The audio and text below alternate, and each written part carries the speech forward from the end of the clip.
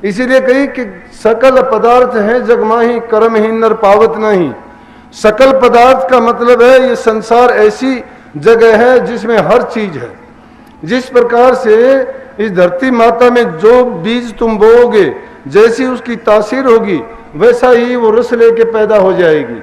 इसी में मिर्च गर्म तासीर लेके पैदा होगी, इसी में गन्ना मीठा रस लेके पैदा होगा, इसी में फूल सुंदरता लेके पैदा होंगे, इसी में अनाज फल अनेक प्रकार के रस ले लेके हमें कितने स्वाद देने वाले, कोई प्रकृति को सुंदरता देने वाले, सभी रस इसी जमीन से लेते हैं। और एक ही जगह में सारी चीज भी अगर इकट्ठी बो दोगे, लेकिन वो लेते अपनी अपनी तासीर से।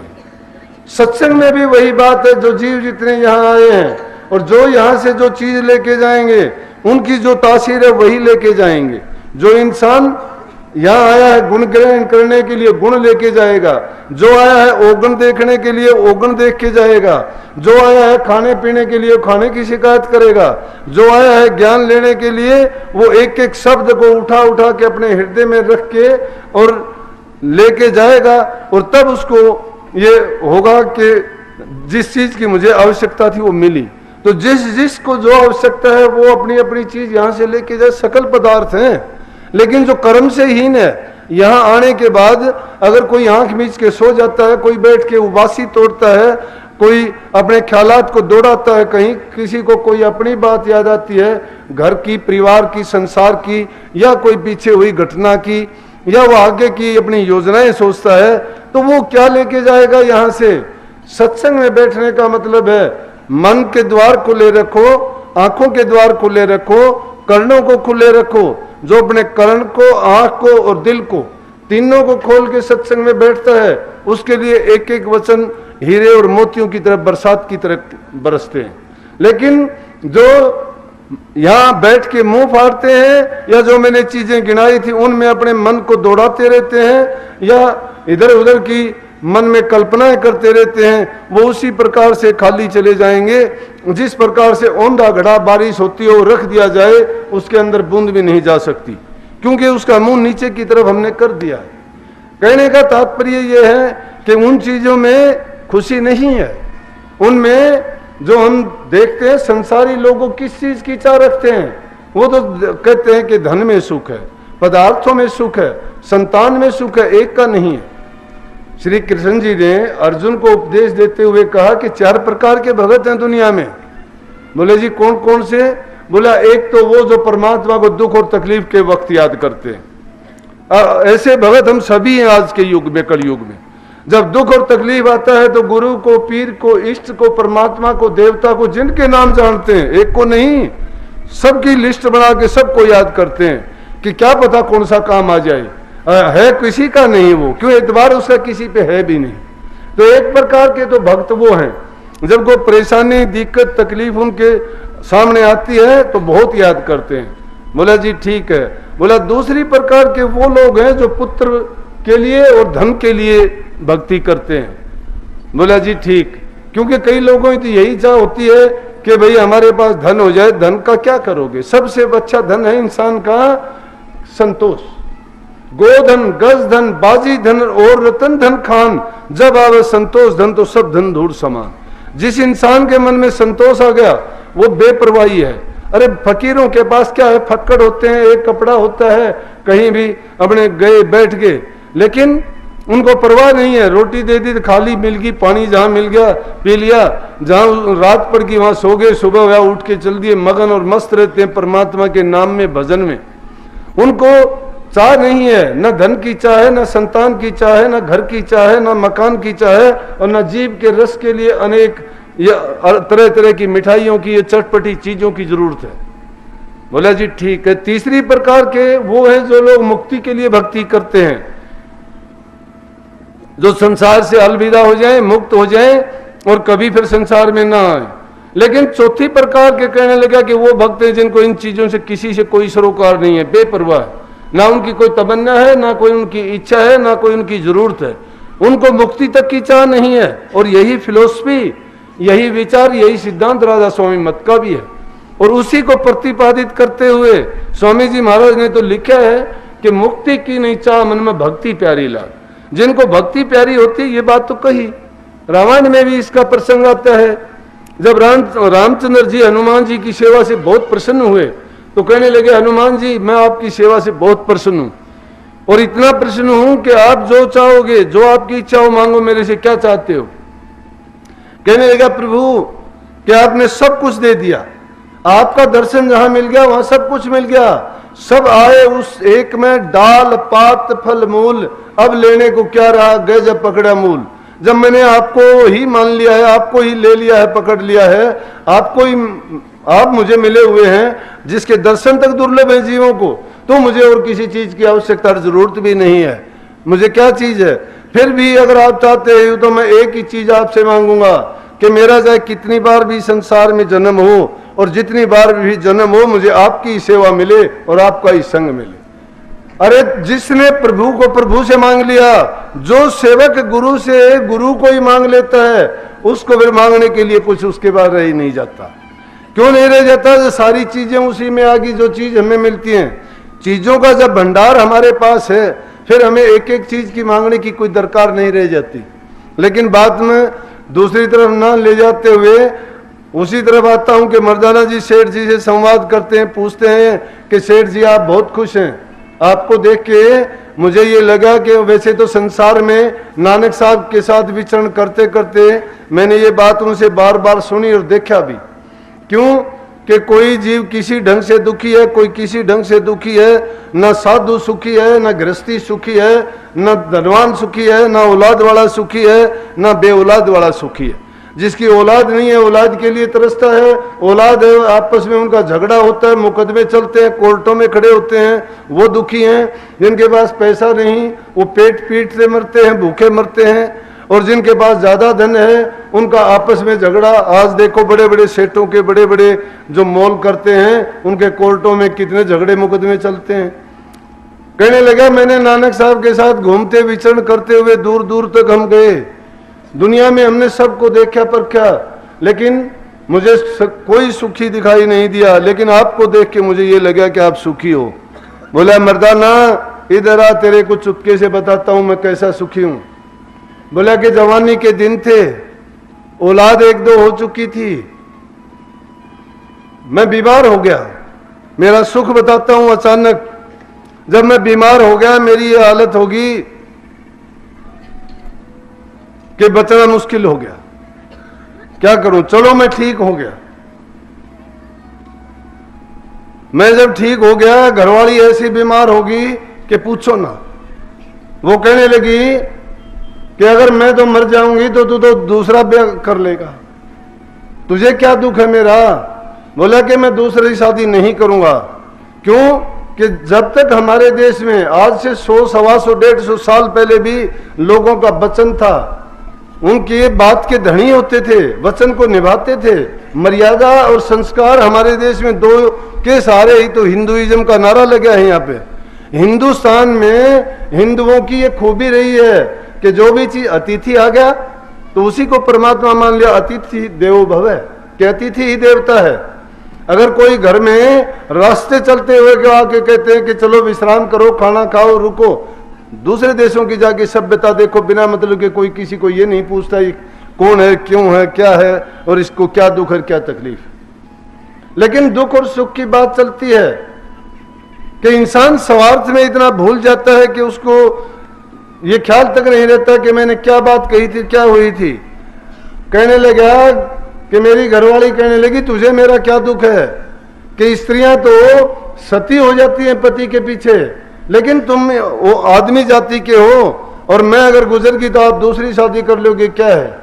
बोला, नहीं, मैं तुझे यकीन दिलाता हूं कि अगर तुम गुजर गई मैं ना शादी करूंगा, ना कहीं कोई दूसरी औरत को लेके आऊंगा, ना घर बसाऊंगा। बोली, मुझे कैसे यकीन हो? बोला कि तुझे मैं यकीन दिलाता हूं। और उसने वो काम करके दिखा दिया उसको कि इंसान जो जिंदा जी नहीं कर सकता, नपुंसक होके दिखा दिया अपनी स्त्री को। कहने लगा, ये ले अगर तुझे तसल्ली नहीं है तो। लेकिन कुछ दिन के बाद में क्या हुआ कि वो स्त्री मरने की बजाय बोला मेरी घरवाली जिंदा होगी। उसकी बीमारी जाती रही, वो ठीक ठाक होगी, लेकिन अब क्या देखता हूं कि मेरी स्त्री मेरे नौकरों के साथ घूमती फिरती, हंसती बोलती है, लेकिन मैं किसी काबिल नहीं हूं और ना ही उसको बोल सकता हूं। मैं अपने दिल के ऊपर पत्थर रख के उसको देखता रहता हूं, ऐसे काम करते हुए क्या कोई इंसान देख सकता है? मर्दाना ने सिर हिलाया और कहने लगा कि सेठ जी गलती होगी। नानक साहब के पास गया, जाके गर्दन नीचे झुका ली। बोले मर्दाना बोल अब क्या बात है? बोला कि नानक साहब आपने ठीक कहा कि संसार में जो चीज सुखी भी दिखाई देती है तो सुख नहीं है, वो अंदर से दुखी है। प्रेमियों, दुख संसार के पदार्थों में सब में है। सुख जिस चीज में है उसके अंदर तकलीफें होंगी, कष्ट इंसान को उठाने पड़ेंगे। उन कष्टों को उठाने के लिए अगर तैयार हो तो क्या कहे महापुरुषों ने कहा, थोड़ा कष्ट होगा ताऊंगा तपाऊंगा, नखते तारूं खाल, मेरा भगत हिले नहीं तो पल में कर दूं निहाल। उसको इंसान को सुखी करने में देर नहीं लगती, लेकिन परीक्षा लेता है वो मालिक सबकी देखता है कि लगन कितनी सच्ची है। हम रोजाना कितने वायदे करते हैं, कितने हमारा अंदर दिखावटीपन है। अरे किसकी नजरों में धूल झोंकते हो? इंसान से बच जाओगे, दूसरे लोगों से, समाज से तुम चोरी कर लोगे, लेकिन परमात्मा को जो लोग हाजिर नाजिर समझ के इस दुनिया में काम करते हैं ईमानदारी से, मैंने कहा था ना, बुल्ले शाह ने कहा कि बुल्ले शाह रब तिनानु मिलदा जिन्हादी नीतियां सच्चियां, जिनकी नीयत सच्ची है, जिनकी नीयत सच्ची है वो परमात्मा से मिले मिलाए हैं, देर नहीं लगती। जिनकी नीयत खोटी है, जिनके विचार अच्छे नहीं हैं, जो आदमी धोखाधड़ी का खेल खेलते हैं, झूठ कपट करते हैं, एक दूसरे का हक छीनते हैं और अपनी संतान को ऐसा वैसा कमा के खिलाते हैं, फिर अच्छाई की कहां गुंजाइश है? अच्छे संस्कार नहीं दे पाते। आज समाज की दुर्दशा को देख के भी हम ये नहीं समझ सकते। अंदर की बात तो फिर करो। ये शब्द में आया था, शब्द मेरा ही था, ये मैंने ये लिखा था कि साधो मार्ग सुगम सुहेला। ये मार्ग सुगम सुहेला तो है, लेकिन नाच न जाने बावरी का आंगन टेढ़ा। नाचना हम नहीं जानते, करनी हम करना चाहते नहीं है। संत सतगुरुओं ने कोई बात छिपा के नहीं रखी, लेकिन हम क्या करते हैं? सतगुरु सब कुछ देत देत कछु न रहे हो, हम ही अभागन नार कुछ ले न सके। कि हम ऐसे अभागी जीव हैं, सतगुरु ने देने में कोई कसर नहीं छोड़ी। अरे जिसने नाम का भेद दे दिया, ये नाम पिछले युगों में नहीं था। सतयुग त्रेता द्वापर बीता, काहू ने जानी शब्द की रीता। कलयुग में स्वामी दया विचारी और प्रगट करके शब्द पुकारी। जिस शब्द के लिए बड़े बड़े योगी तपी सन्यासी जोगेश्वर पीर पैगंबर ओलिया तड़पते हुए खाट साननी पड़ी, पैदल गए, कितनी कितनी दूर फिरे, कितनी उन्होंने तकलीफें उठाई, संतों की कितनी मिन्नत की, और जब जाके कहीं उनको नाम की दीक्षा मिलती थी। लेकिन आज कलयुग में स्वामी जी महाराज ने कितनी दया फरमाई जीवों को, बड़े सहज में। जो सतयुग त्रेता द्वापर में नहीं मिली, वो कलयुग में उस शब्द को प्रकट करके जीवों के लिए आम जारी कर दिया। लेकिन जीवों का अभाग नहीं तो और क्या है कि वो चीज इतने सस्ते में मिलते हुए भी हम करनी नहीं करते हैं। इसलिए मैं कहता हूं हम सुमन तक नहीं करते नाम का। प्रेमियों, नाम में बड़ी ताकत है। नाम, अरे तुम तो एक संकल्प उठाते हो, पढ़ने वाला बच्चा पढ़ाई का पास होने के लिए पढ़ता है, संकल्प उठाता है, संकल्प पूरा हो जाता है, परीक्षा को पास कर लेता है। कोई किसी चीज की परीक्षा देता है, जमींदार आदमी अपनी फसल के लिए करता है। 2-3 दिन पहले की बात बताऊं, सुबह का टाइम था, मैं सुबह 5 बजे खेत में निकल जाता हूं। खेत में जाके बैठा ही था, तेज आंधी का इतना झोंका आया कि कम से कम 10-15 आदमी बैठे थे। तेज झोंका आया, मैं बोला इसके बाद बारिश भी आएगी, लेकिन हवा इतनी तेज थी, बोला जी इससे तो फसल का नुकसान होगा। मैं बोला तुम इतने आदमी बैठे हो, तुम सच्चे दिल से सुमरण करो नाम का, 5 मिनट में बंद हो जाएगा। वो हाजिर है, मेरे साथ हैं कि 5 मिनट नहीं 4 मिनट में वो हवा का झोंका भी बंद हो गया और बारिश भी नहीं आई, बंद हो गया। लेकिन ये रोकना, ये प्रभु की, मैं कहता हूं उसमें दखल नहीं देना चाहिए हमने। उसके बाद मैंने कह दिया था बारिश भी आएगी, लेकिन ये तो तुम्हें इतबार के लिए था। अरे संतों की बात क्या होती है कि जीव को इतबार दिलाने के लिए वो पता नहीं क्या क्या करते हैं, खेल खेलते हैं, खिलाते हैं। तो मैंने सिर्फ इतबार दिलाने के लिए कहा था कि नाम में सुमन में इतनी ताकत है, तुम 5 मिनट करोगे तो 5 नहीं होने दिए, 4 ही मिनट में हो गया। तुलसी अपने राजा जनक जब इस संसार से विदा होके गए ना, और जब नरक के पास से गुजरने लगे और नरक में जीवों को चिल्लाते हुए देखा, तड़पते हुए देखा, हा हुल्लड़ उनका सुना बड़े दुख से, और वो उससे कर्रा रहे थे पीड़ा से। तो कहने लगे राजा जनक के ये कौन है? बोला जी ये नरक है। बोला कि नरक में क्या हो रहा है ये? बोला कि जीवों को जो यातनाएं दी जाती हैं उनसे बर्दाश्त नहीं होती। बोला इन्होंने जो कर्म किए थे वो भोगते हैं। बोला कि भाई मेरे से ये देखे नहीं जाते, मैं तो जाऊंगा, जरूर देखूंगा। जब राजा जनक उनके अंदर गए और जाके उनको देखा, वो सारे जीव बड़ी बुरी तरह से उनके पीछे पड़ लिए और कहने लगे हमें बचाओ किसी तरह से। तो राजा जनक ने जब उनका दुख देखा, संतों से और नरम दिल वाले, नरम दिल के तो हो ही जाते हैं, कट्टर दिल तो वो इंसान होते हैं जो पाप में जिनकी प्रवृत्ति हो जाती है, जो रोजाना पाप करना जानते हो, पाप और पुण्य में उनको अंतर नहीं नजर आता है कोई भी। लेकिन धर्म के मार्ग पर चलने वाला, नाम की कमाई करने वाला और अहिंसा का मार्ग जो अपना लेता है, दूसरे जीवों पर जो दया पालता है, कबीर साहब ने कही ना, दया राख धर्म को पाले, जग से रहे उदासी, अपना सा जीव सबन का जाने ताही मिला अविनाशी। ये धर्म के और करनी का सिद्धांत बता दिया कि दिल में दया हो, धर्म की पालना करे। धर्म की क्या पालना है? पुत्र के रूप में अलग है, पिता के रूप में अलग है, पति के रूप में अलग है, भाई के रूप में अलग है, और एक समाज का मुख्य अंग होने के रूप में हमारे अलग धर्म है। और उन सभी धर्मों का समन्वय है इंसान का अपना जीवन। उस जीवन को एक मर्यादित ढंग से, दूसरे की स्वतंत्रता, दूसरे पर दया करते हुए, दूसरे जीवों को भी अपना सा जीव समझते हुए जो इस संसार में विचरण करता है, वो उस नाम को समझने में देर नहीं लगती। उनके लिए मार्ग सुगम सहेला है। लेकिन जो उस मार्ग पर ही नहीं चलते, उनकी सिर्फ तो लाख कोस रहेगी मंजिल, कभी मिल नहीं पाएगी। लाखों करोड़ों जन्म लेने पड़ जाएं तो भी नहीं मिलेगा, और चाहे रात दिन संत का संग हो जाए तब भी नहीं मिलेगा। अरे लोहा जब पारस के साथ संग करेगा और बीच में कोई पर्दा रख लेगा तो कभी सोना नहीं हो सकता। अगर उसको सोना बनाना है तो बीच के पर्दे को हटाना पड़ेगा। जो हमारे भ्रम के पर्दे पड़े हुए हैं, संत को संत नहीं जानते। संत तो कहते हैं, संत को तुम, पलटू साहब कहते हैं, संत और राम को एक कर जानिए, दूसरा भेद न तनक आने। लाली जो छिपी है मेहंदी के पात में, दूध में घी इस भात जाने। फूल में बास जो काठ में आग है, संत में राम इस भात जाने। दास पलटू का संत में राम में संत सत्य माने। जो इस बात को सत्य मान लेगा कि संत में राम है, राम में संत है, तो देखो कि उसका काम पूरा होगा कि नहीं होगा। लेकिन हमारे दिल के अंदर जो पाप, मैल और जो बुरा, जो दुश्मन छिपा हुआ है, वो हमें उस मार्ग पर नहीं चलने देता। वो हमें घसीटता है, इन काल के कामों में ले जाता है, नरकों के मार्ग पर। कैसे बचेंगे हम? इसलिए राजा जनक ने जब देखा और कहने लगा कि मैं इनका दुख बर्दाश्त नहीं कर सकता। बोला क्या करोगे? बोला क्या करोगे कि मेरे से जो बन सकता है मैं इनको बाहर निकालूंगा। बोला कि ऐसा नियम नहीं है, आप नहीं निकाल सकते। बोला कि ऐसी कोई बात नहीं है, आखिर इन्होंने कुछ किया है तो बोला कि इनका कर्म तो इनको भोगना पड़ेगा, या फिर इनको पार करने के लिए उसकी अब बहुत कुछ चुकाना पड़ेगा। बोला कि मैं चुकाने के लिए तैयार हूं। और बोला इनके लिए क्या है कि घड़ी भर का सुमन बतेरा है, नाम का सिमरन एक घड़ी का काफी है, जो इस नरक को ही खाली कर देगा।